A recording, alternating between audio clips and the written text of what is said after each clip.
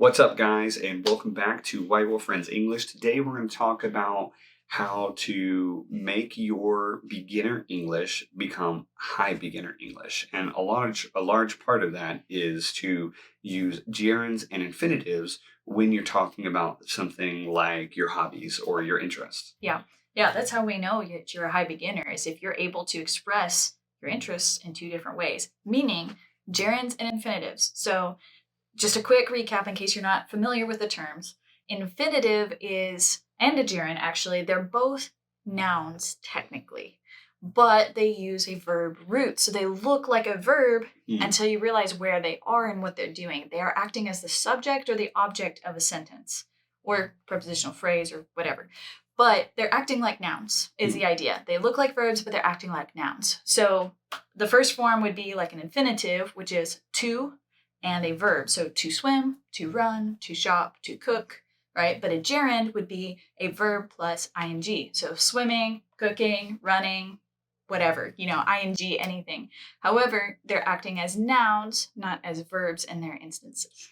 Yeah, and so today we're going to talk about giving you guys 4 ways that you can express yourself liking something and 4 ways you can express yourself where you do not like something. And as a bonus, we're going to include 3 common mistakes that a lot of our students often make when trying to express their interests or hobbies, especially using gerunds and infinitives. So we're going to start with the 4 ways to express that you like something. So for example, what do you enjoy doing? I enjoy rock climbing. So notice that with rock climbing, he asked me, what do you enjoy doing, with an ing. So I'm going to answer him with the same pattern. I enjoy rock climbing. Or if I just wanted to answer with one word or with just the activity, I would just say rock climbing. Okay. You can answer a gerund with a gerund. So doing, ing, would be a gerund. So you need to make sure that you answer gerund with gerund, infinitive with infinitive, right? So if Josh asked me instead, what do you like to do? Then I will say, I like to rock climb. But notice, to does not take an ing. Okay, you cannot say to rock climbing. All right, but enjoy does not take an infinitive. It does not take to. You cannot say, I enjoy to rock climb. You can't do that. You can also not say, I enjoy doing rock climbing. So we're going to practice these patterns, listen for them as we continue, okay? So the second question that you are likely to hear and the way that you would appropriately answer it is, how do you spend your free time? I spend a lot of my free time playing board games. Yeah. Perfect. So we take the same pattern and we answer it using the same pattern. Yes, so playing board games. So the third way that you can use to express the way that you enjoy something is you could ask a person, what do you do to rest? Or what do you do to chill? Ooh, I like to take a nap when I have a few minutes to chill. When maybe the babies are also taking a nap. When the babies are also taking a nap, yes. But you can see there that she answered with an infinitive. I asked her using an infinitive. She answered with an infinitive. So what are some ways you like to rest?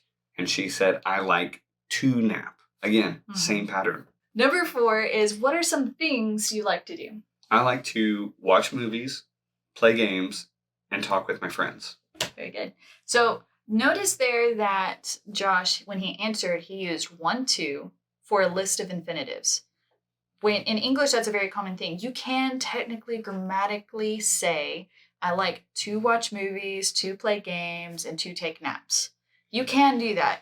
But typically, naturally, we only reserve that when we're really trying to put emphasis on that list. Yeah. But if you're just answering in casual conversation, you're going to use 1, 2, and the rest. And it will apply to all the infinitives. So just as Josh said.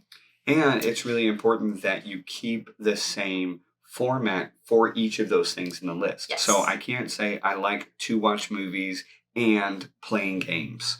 That would be a big no-no in English because it would be mixing these patterns, and especially for just our minds as English speakers, that doesn't really work well. No, it doesn't. So definitely don't do that. Now we're going to transition to talk about what are 4 ways that we can describe not liking things. So for example, are you into shopping? I am not into shopping. Which Not is at the all. truth. It's just the truth. I really am not. I'm just not into shopping. Okay, what about you? Do you like shopping? I do not like shopping. So unfortunately, we both do not like shopping, which is also true. But again, you can see there, though, how she asked and how I responded was the same type. And especially in these situations where you're about to hear, we respond only with gerunds. Yes. So as just a recap, I asked you, are you into shopping? And you responded with a gerund. Yes. And then when you asked me, do you like shopping? I also responded with a gerund. Right, but do you like to shop? I do like to shop. Not really. Not really. But so like is one of those words that's really, really, really broad, which is why a lot of English speakers enjoy it, because we can use it in different things. Yeah. What if I say, I really like shopping? Do you? I can't stand shopping. You can't stand it? Like you can't stand while you're shopping? I only sit down when I shop. No, so I can't stand shopping is an idiom, which means just I really, really don't like it. But again, you need to be careful because I can't stand is one of those phrases that you cannot use in infinitive. I cannot stand to shopping.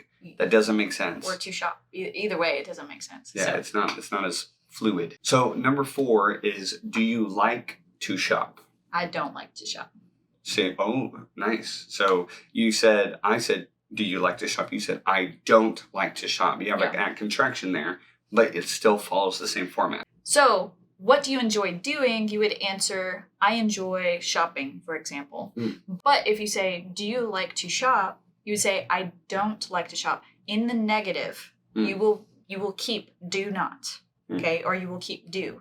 But in the positive, you're not going to use it. And we'll talk about that more in a different video because that can be very confusing. But in our negative, we're going to keep that do to stress do not. So we're going to end the video with 3 common mistakes that we hear from our students all the time when talking about gerunds and infinitives. And one of the biggest ways is that they don't use the same pattern when the person's asking them. So, for example, give me an example of that. So you don't want to say, as we've been saying, you don't want to mix enjoy with infinitives, and you also don't want to mix infinitives with gerunds. So you don't want to say to swimming. You don't want to say I enjoy to swim.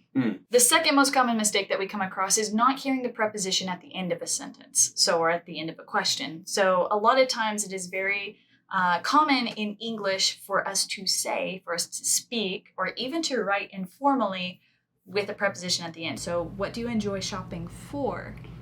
But that little word changes the meaning of the question completely. It's very, very specific. Now, if you are learning English from a grammar book from the 80s or the 90s or earlier, then you hear over and over and over again that you should never, ever, ever end a sentence or a question with a preposition. However, in daily English, we do that all the time. Now, if you're writing academically or if you are writing in a business context or a legal context, you definitely don't want to do that. That is still a very formal rule, a structured rule. But informally, in blogs, online, in text messages, all of that, we do that all the time. So it's really okay. English is evolving to accept that. But yeah, so what do you enjoy shopping for? I enjoy shopping for board games, music, and movies. There you go. Just like that. So I'm asking specifically what you like to shop for. But if you answer with, what do you enjoy shopping for? I enjoy shopping. Yes.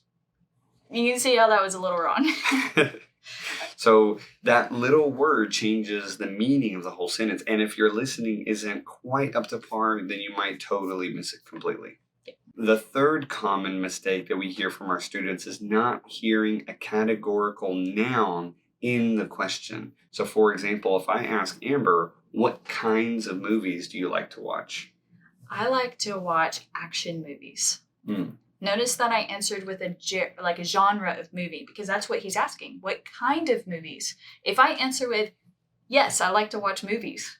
Or I like to watch Titanic or Up or Wall-E. Yeah, I'm not asking for specific titles. I'm asking the type of genre by asking with a categorical noun. So type or kind are probably the most common we use in normal daily speech. So these are great examples of common mistakes and the difference between proper English grammar and acceptable English grammar. So we really want to see what your interests are, and we're going to ask some questions in the description below.